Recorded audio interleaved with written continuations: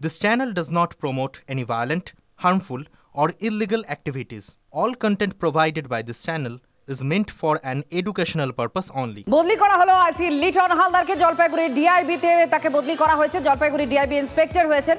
বোলপুর থানার আইসি তার বদলি নিয়ে কেন আপনাদের আমরা জানাচ্ছি, কারণ আপনাদের মনে করাবো এই লিটন হালদারকে ফোনে গালিগালাজ করেন অনুব্রত, যার অডিও ভাইরাল হয়।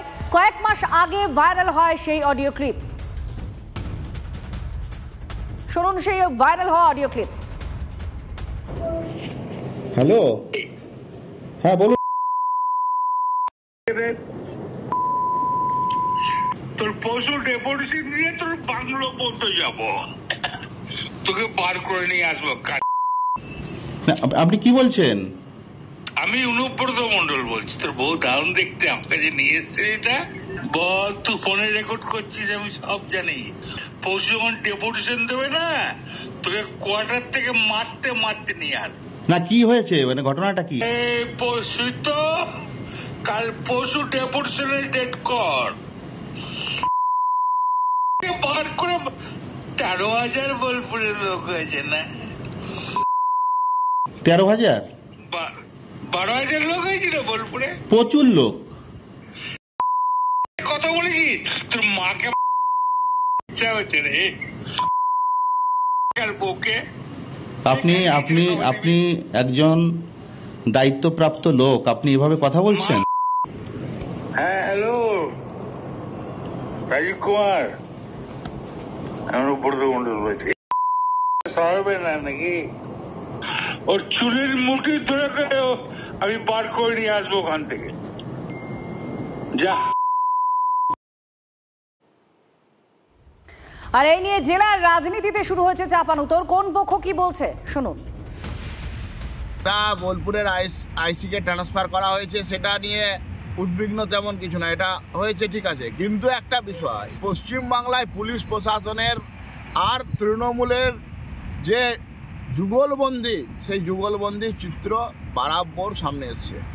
পুলিশকে গাল দিয়েছে, আর গাল দেওয়ার ক্ষমতা রেখেছে তৃণমূল কংগ্রেস। এই কারণেই পুলিশ টাকা তুলে তৃণমূল কংগ্রেসকে টাকা দেয়।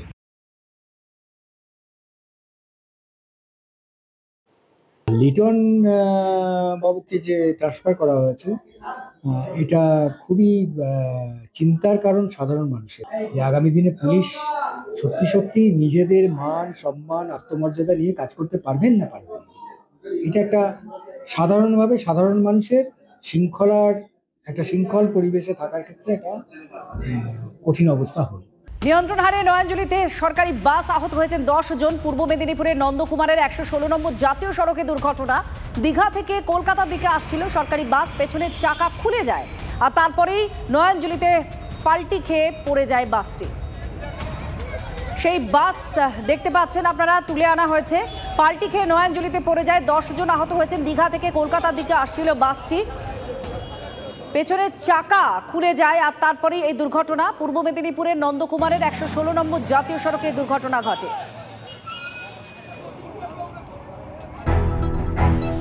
আবার এসে গেল TV9 বাংলা ঘরের বায়োস্কোপ অ্যাওয়ার্ড। সেরা বাছাইয়ে শামিল আপনিও। বাংলা ওয়েব সিরিজে আপনার পছন্দের সেরা মহিলা চরিত্র কোনটি?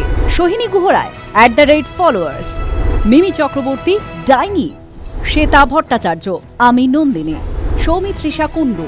কাল রাত্রি tv9bangla.com/ঘরের বায়োস্কোপ সাইটে গিয়ে ভোট দিন আপনার পছন্দের সেরা মহিলা চরিত্রকে।